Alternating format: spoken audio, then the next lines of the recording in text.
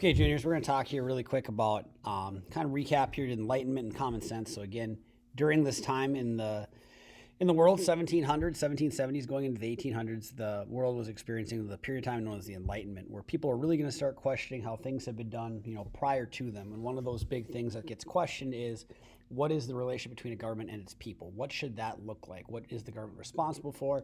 And what should the government ultimately be doing for the people to be a legit government? So we've talked about all kinds of issues between the colonists and the British up to this point. Again, what's going to happen in 1775, Common Sense is going to get published by Thomas Paine. Thomas Paine, in this pamphlet, is going to start making the cry that the colonies should declare independence from Britain, that the colonies would be better off without Britain in their lives, and that they would be a more powerful nation and better off without them, that their trade and government and everything else would be better than the monarchy system the colonies were being subjected to through the British and being a colony.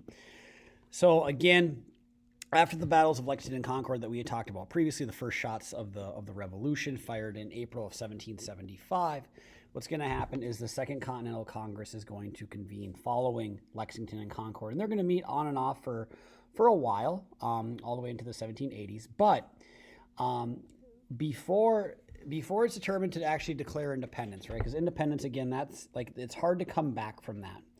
It's hard to come back from if they were like, we're going to declare independence, but we're really not.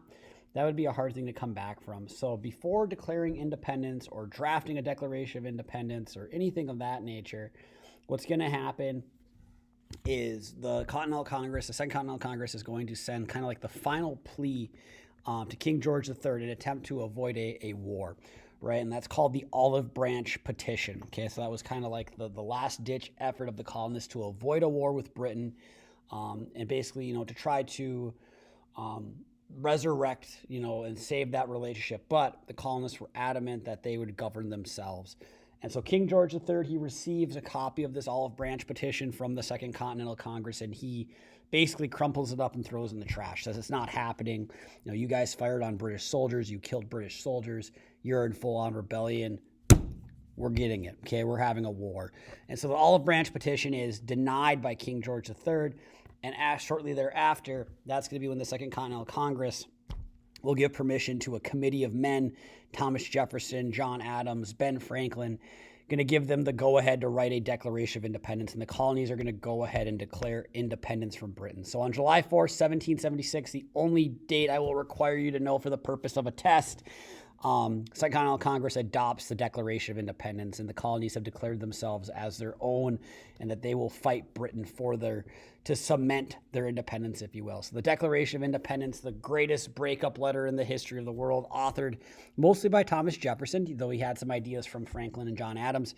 Jefferson felt so strongly about it, and he had the nicest handwriting, so he is going to write the vast majority of the Declaration of Independence. Again, he was highly influenced by an English philosopher, John Locke. What John Locke called natural rights of life, liberty, and property, Jefferson's going to call them the unalienable rights of life, liberty, and the pursuit of happiness, right? So in this Declaration of Independence, and it's so very, very important that you guys understand this, is that it doesn't create any structure of government whatsoever. It doesn't create a Congress. It doesn't create a president. Nothing like that in what becomes the United States, but rather it is a letter, excuse me, in which Jefferson explains, we are done with you. Britain, you have violated our rights. You have not protected our unalienable rights. You are not a legit government because you are violating our rights, and we have the right to change the government in the colonies. And so in this Declaration of Independence, Jefferson makes, and you guys will read it in class here on Tuesday, but makes this big cry for why independence was the thing, why we were doing this, lists out 27 reasons why we were done, right? Kind of like when you maybe break up with an ex, right? Or, somebody becomes your ex, you tell them why, they looked at you funny, you didn't like the way they treated you. And that's basically what Jefferson says here to the British. And now going forward for the rest of the Revolutionary War, the Continental Army will be fighting to attain its independence from Britain. Another name here to mention around the same time is Abigail Adams, and she's somebody that doesn't, in my opinion, get talked about enough. But Abigail Adams was the wife of John Adams. John Adams goes on to become a U.S. president later on. He also served on the Second Continental Congress and will help with the authoring of the Declaration of Independence. But Abigail Adams, before John takes off, before he leaves for the Second Continental Congress to fulfill his duties there, she's going to ask, hey, John, can you get something done for women? Because again, at this point in time, women did not experience hardly any rights. They were basically allowed to do what their husbands or fathers told them they could do as far as like education and even like something like, dare I say it, voting, that they didn't get to vote. And so she asked, like this is in 1776, asked John to get something included to, protect the rights of women or to even extend rights to women. And he kind of laughs her off. But Abigail Adams, again, a name to know because she kind of lays some of the groundwork for the women's rights activists that'll come after her. So getting into the actual fighting here and just talking a little bit up. So 1775, so the summer before Declaration of Independence, the first major battle of the Revolution gets fought just outside Boston, right, in the Battle of Bunker Hill. And the British and the Continental Army fought over control of two hills that overlooked the city of Boston, Bunker and Breed's Hill. Britain will end up winning this particular battle. In the process, I guess they gain control of the city of Boston. And again, Boston was kind of like the kinetic outpoint of the revolution. Some of the strongest revolutionary thinkers and thoughts and protests had happened in Boston. So Battle of Bunker Hill, that summer before independence, will be the first major battle of the American Revolutionary War. That next summer, so the colonists are going to lose three of their most important cities, Boston, New York City, and Philadelphia during this. And again, the Continental Army was just not as well equipped or organized as the British Army, at least right away. And in this Battle of Long Island, the British will win control of New York City, which is another important port city. And again, understand that the British, one of their biggest strategic disadvantages was that they had to ship men and their supplies across the Atlantic Ocean in order to fight. So having control of some of these important cities like Philadelphia, New York City, and Boston were a strategic advantage for the British, and also that there was strong kind of independence, patriot attitudes in those places where, the British were maybe faced the greatest threat. So that winters of 1776 into 1778, the Continental Army is going to spend its winters outside Philadelphia at Valley Forge. And again, you probably heard some stories about Valley Forge. Life there was not great. Located near Philadelphia, there was a shortage of food and a shortage of supplies, especially like shoes, and there was disease, and it wasn't good. But the Continental Army really went here to get tough. And this is where a lot of the formal training will actually take place, because fighting was not as active in the winter months during the American Revolutionary War. Believe it or not, people didn't like fighting when it was cold outside. So during the wintertime, that's kind of when Washington would try to train and do more of that with the Continental Army, because again, Continental Army was ragtag, right? It wasn't super organized. At least not right away. You had people deserting and coming back. Farmers would leave to plant and they'd come back. They'd go back to harvest. And so it was kind of one of those deals, on any particular day, you might not ever know who is going to be there to serve. And so Valley Forge was used as kind of like a training ground as well. And Washington's going to enlist the help of a Prussian general or a Prussian military technician named Baron von Steuben. And von Steuben had been kicked out of Prussia for allegations of different things. And von Steuben is going to help Washington train and organize the Continental Army. So during these winters, that's going to be when the Continental Army, they get tough, they get organized, they actually learn how to be a fighting regimen and become more formally trained soldiers. And after this trainings, going into 1777 and really the rest of the American Revolutionary War, the Continental Army is going to become rather successful. They hadn't been super successful to this point. And one of the first major examples of success takes place in December of 1776, when George Washington had had enough. He had decided that the Continental Army needed a victory.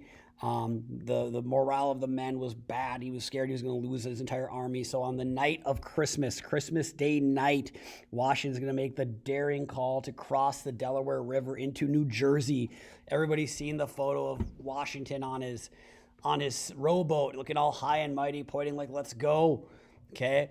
And so Washington and his army will, in the middle of the night on Christmas, nobody expecting it, they're going to go across the Delaware River into Trenton, New Jersey, where they surprise attack the Hessians. The Hessians were a group of German mercenaries that the British had hired to fight the Continental Army because the British Army was so worn out that they needed more people to help them fight. And the Hessians were Germans, so fighting for the British. They had been paid to fight.